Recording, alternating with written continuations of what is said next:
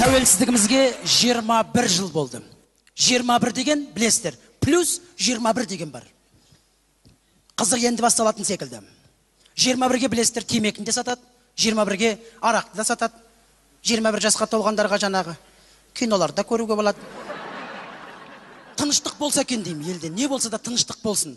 Алғашқы мына 90-шы жылдары егемендік алған жылдары қазақтың басында проблема көп болатын. Бір проблема осында қуаныш болып қалса, жеңгелеріміздің ойы дастарханға не қоям деп уайымдайтын. Қазір ол проблема емес, дүкенде толып тұр.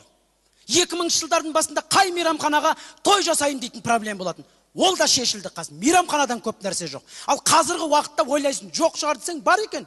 Қазіргі уақытта қазақ той жасаса, бір проблема ол кімді кіммен отырғызам дейді. Ол да проблема шынымен. Мәкеңді қонаққа шақырады. Вот, Мәкеңді қай столға отырғызам? Мәкеңді мына столға отырғызайын, ол Сәкеңмен араласпайды. Жақсы, Мәкеңді мына столға отырғызайын. Мәкең нағашыларымен отыра ма? Жақсы, Мәкеңді мен мына столға отырғызайын. Мәкең құдаларымен отырып қалды. Мәкеңді бүкіл столға отырғызып шығамыз. Мәкең қай столға отырады деп, сол Мәкеңе бола бір стол дайындаймыз. Айналасына, Мәкеңнің айналасына таныс адамдарын шақырамыз. Өзіңе қатысы жоқ. Қазақтың даласында той көп, Аллаға шүкір. Той көп болған жақсы ой. Бірақ қазақтар тойдан шаршаған дейді. Жұмыста демалады екен қазір. Кешкі 6-ға дейін жұмыста отырып демалады. Сосын кешкі 6-та тойға барады. Бір қағазға қол қойдырайын деп барсаң, айтады, қыздар отырады кіре берсе. Просили не беспокоить. Демалып жатыр дейді. Міне осындай. Бұрын мен таңғалам. Бұрын қиын заманда қазіргі балдар енді бақытты ғой әйтеуір. Не керек? iPhone, iPad-та ашып қалған кезде кәдімгі шашып тастайды. Өзіміз әлі түсінбей жүреміз, міне бірдеңе нәрсесінде. Балдар ішінде кіріп кетті. Қазіргі балдар ақылды. Бұрын біздер балдар.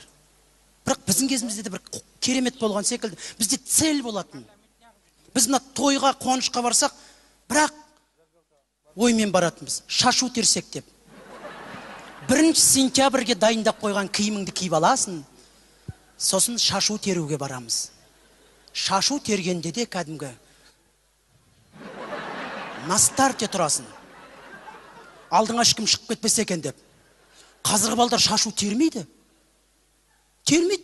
Әжелер бит өздері шашады да, өздері теріп жүреді. Алсаңдаршы мынаны, құры-құрды мынаны алсаңдаршы, енді құры опал ғой деп өздері. Балдар қарап тұрады. Ішіне қаз ақша салып қоятын бол. 100 теңге, 50 теңге. Онда алмайды. Мелочь деп қояды. Ойбай-ау, біз баяғыда шашу терген кезде кәдімгідей бір жоқ қандай еді бізде. Бейтіп тұрып, шашуды әжеміз шашады, шашу жерге түспейді. Вот қандай еді. Міне қазір 21 жасқа толып жатыр еліміз. Енді бір дұрысталатын уақытымыз келген шығар деп ойлаймын. Тілімізді, дінімізді дұрыстайтын уақыт. Тіл демекші өзіміз қазақ тіл деп бүкіл жерге жазып қоямыз да, орысшасы болмаса түсінбейміз. Ауруханаға барып қалсаң, массаж деп тұрады. Астында қазақша жазылып тұрады. Қалай білесіздер ме? Уқалау сипалау процедура қабылдау бөлмесі дейді. Бір массаж. Ананы оқып уже аузыңа массаж деп аласың. Уқалау сипалау процедура қабылдау бөлмесі. Мынандай бір жерде оқып қалдым, көшеде жазып тұр. Орнынан тайып кеткенді орнына тайдыру дейді. Не? Анаған оқып тұрасың. Астында орысша жазылып тұр, әйтеуір түсіндік. Сөйтсем, ол жігіттер жағы білетін шығар, развал схождение. Орнынан тайып кеткенді тайып орнына келдіру.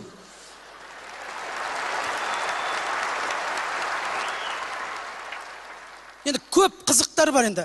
Коррупция деген сөз бар. Оны жемқорлық деп аударған. Жемқорлық, коррупция. Мен ешкім қор болып отырған адам көріп тұрған жоқпын. Бәрі жемін жеп жүр.